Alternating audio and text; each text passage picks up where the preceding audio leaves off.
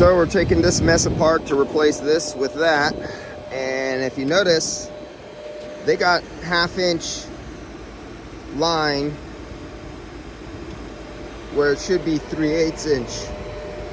The guy who installed this, he put 1/2 inch line on everything, and yeah, so you know, whatever. And these are a hassle.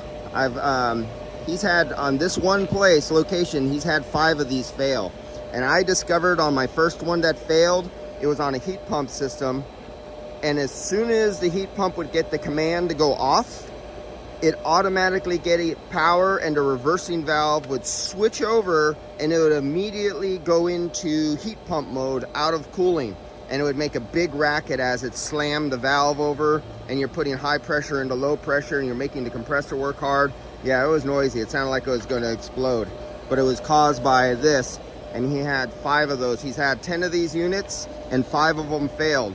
So these were installed on the units as protection, but they caused more labor and service to install and take out and replace and repair and downtime. The units never failed for anything else. It was all for the ICM controls, caused all the most expensive failures. All right, that's all. Which was, I thought these would be a good thing, but if you have 5 out of 10 fail, that's not good odds.